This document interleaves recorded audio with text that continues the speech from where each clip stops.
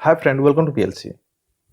आज से बीपीएससी शिक्षक भर्ती परीक्षा के लिए फॉर्म अप्लाई होना शुरू हो चुका है। ठीक है, बहुत सारे स्टूडेंट हैं, बहुत सारे कैंडिडेट हैं जो BCA, MCA, BTech computer science से कर चुके हैं और वो चाह रहे हैं कंप्यूटर टीचर बनना। लेकिन उनके मन में डाउट है कि हम फॉर्म डाल सकते हैं या नहीं डाल सकते हैं। तो ये वीडियो विशेषकर उन लोगों के लिए ही हम बना रहे हैं। इसमें हम वो सारे कंडीशन आपको एक्सप्लेन करेंगे जो बताएगा कि आप एलिजिबल हैं या नहीं है। अगर आपने बीसीए किया है, एमसीए किया है, बीटेक किया है, डोएक ए लेवल किया है, बी लेवल किया है, सी लेवल किया है, तो क्या आप इस फॉर्म को डाल सकते हैं कि नहीं डाल सकते हैं? तो चलिए हम शुरू करते हैं इस वीडियो को। आपके सामने जो दिख रहा है ये बीपीएससी का नोटिफिकेशन है जो टीचर बहाली के लिए आया हुआ है, ठीक है?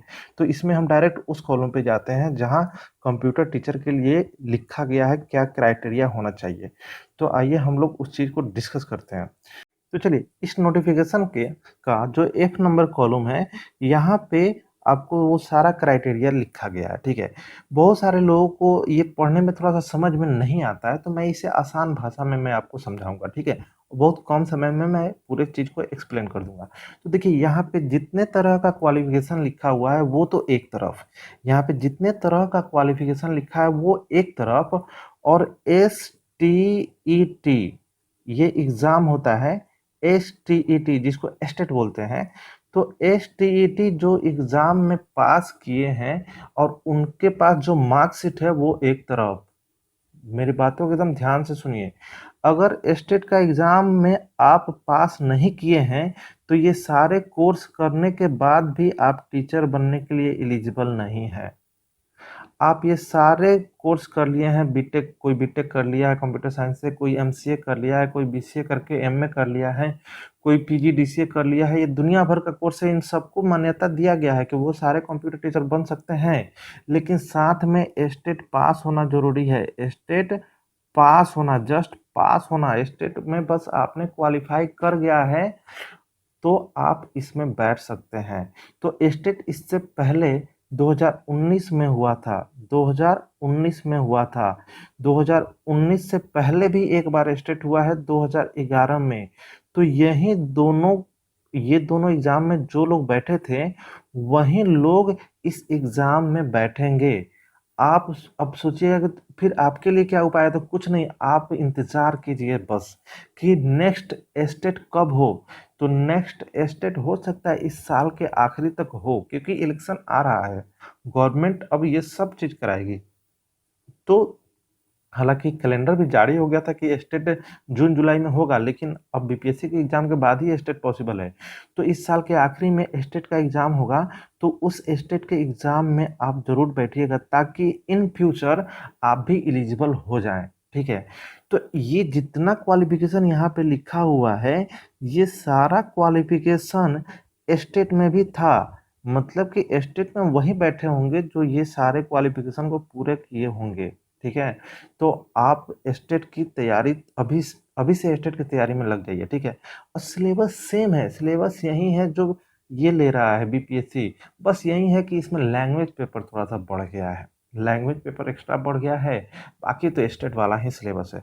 अब आइए इस चीज़ को आसान भाषा में हम आपको समझा देते हैं कि कौन कौन लोग हैं जो इस एग्ज़ाम में बैठ सकते हैं, ठीक है। और आप नहीं बैठ सकते हैं तो उदास होने वाली बात नहीं है। आप नेक्स्ट वाले के लिए स्टेट का पहले प्रिपरेशन कीजिए, ठीक है। तो आइए हम इसको पढ़ते हैं, पूरा नहीं पढ़ेंगे लेकिन जितना इसका निचोड़ है मैं आपको दे दूंगा। देखिए ये क्या कर रहा है, सबसे पहले कह रहा है कि 50% अंक होना चाहिए। तो जितने भी कंप्यूटर से रिलेटेड यहाँ पे डिग्री की बात की गई है, उन सारे डिग्री में आपका 50% मिनिमम मार्क्स एकदम होना चाहिए। 50% मिनिमम मार्क्स होना चाहिए, ठीक है। अब देखिए ये पहला वाला जो है, इसमें क्या बोल रहा है कि आपको डोएक सोसाइटी को आज के डेट में नाइलेट बोलते हैं। तो उससे ओ लेवल, ए लेवल, बी लेवल इस तरह का कोर्स लोग करता है। तो अगर आपने ए लेवल कोर्स किया है और साथ में अगर आपने एमए का कोर्स किया है, एमए एमए किसी भी सब्जेक्ट से अगर आपने किया है और साथ में ए लेवल का डिग्री है आपके पास, तब आप एलिजिबल हैं। दूसरा देखिए क्या कर रहा है, दूसरा में क्या कर रहा है कि बीई बीटेक अगर आपने कंप्यूटर साइंस से किया है, और बीई बीटेक जो लोग करते हैं उनके कॉलेज यूनिवर्सिटी का मान्यता AICTE से होना चाहिए, ठीक है। तो सबका लगभग रहता ही है, ठीक है? हालाँकि ये देख के ही लोग एडमिशन कराता है। तो वो कंप्यूटर साइंस या आईटी से अगर किए हैं बीई या बीटेक, तो वो इसके लिए एलिजिबल हैं, या समकक्ष उपाधि मतलब कि कोई और अगर कोर्स किए हैं जो बीटेक या बीई के इक्विवेलेंट में आता है, तो वो भी एलिजिबल हैं। ठीक है?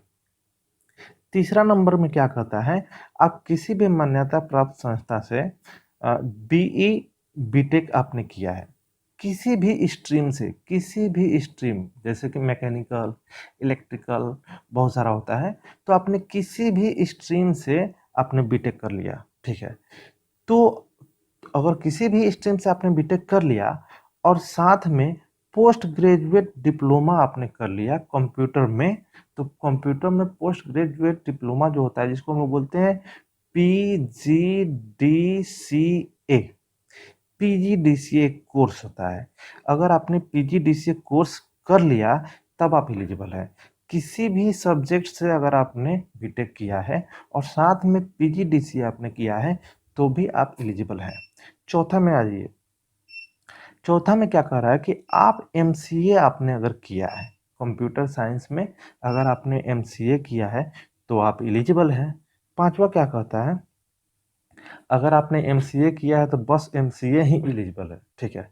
पांचवा क्या कहता है, अगर आपने बीसीए किया है, कितना लोग क्या करते हैं बीसीए के बाद एमसीए नहीं करते हैं, तो बीसीए अगर आपने किया है और बीसीए करने के बाद अगर आपने एमए का डिग्री कर लिया है तो आप एलिजिबल हैं। देख रहे हैं, बीसीए या समकक्ष मतलब बीसीए के समकक्ष कोई डिग्री है और साथ में किसी भी विषय से आपका एमए है, किसी भी विषय से अगर आपका एमए है तो भी आप एलिजिबल हैं। तो बहुत सारे लोग बीसीए करने के बाद जैसे तैसे एमए कर लेते हैं, हिंदी से, इंग्लिश से, ऐसे मैथ से लेके कर लिए, तो वो भी एलिजिबल है। तो बीसीए होना चाहिए, ध्यान रखिए बीसीए। तो देखिए बीसीए वाले को कितना अपॉर्चुनिटी मिल जा रहा है। अब देखिए छठा, इसमें क्या कर रहा है कि आप पोस्ट ग्रेजुएट डिप्लोमा किए हैं जैसे कि पीजीडीसीए, इसी को पोस्ट ग्रेजुएट डिप्लोमा बोलते हैं। कंप्यूटर साइंस में पोस्ट ग्रेजुएट डिप्लोमा अगर आप कीजिएगा तो पीजीडीसीए आपको करना होगा और साथ में आपने एमए किया है। ठीक है? तो पीजीडीसीए प्लस किसी भी सब्जेक्ट से अगर आपने एमए किया है तो आप एलिजिबल हैं। आप कंप्यूटर साइंस +2 टीचर बनने के लिए एलिजिबल हैं। ठीक है? तो ध्यान रखिएगा ये सारे बात +2 मतलब 11th-12th जो क्लास में जो टीचर होते हैं उनके लिए है। अब आ जाइए, अब बहुत सारा इसमें सब्जेक्ट दिया, देख रहे हैं सबसे ज़्यादा तो कंप्यूटर साइंस में ही है। अब देखिए यहाँ पे क्या कर रहा है, डोएक सोसाइटी, वहीं डोएक की बात हो रही है जिसको आज के डेट में नाइलिट बोलते हैं। उससे अगर आपने बी लेवल कोर्स किया है, देखिए डोएक सोसाइटी से अगर आपने बी लेवल कोर्स किया है तो बी लेवल कोर्स को एमसीए के बराबर माना जाता है। ठीक है? उसमें होता क्या है कि ए लेवल कोर्स अगर आपने किया है, ए लेवल कोर्स किया है तो वो बीसीए के बराबर माना जाता है। ठीक है? अगर आपने बी लेवल किया है तो वो एमसीए के बराबर माना जाता है। ये होता है वो डोएक सोसाइटी का।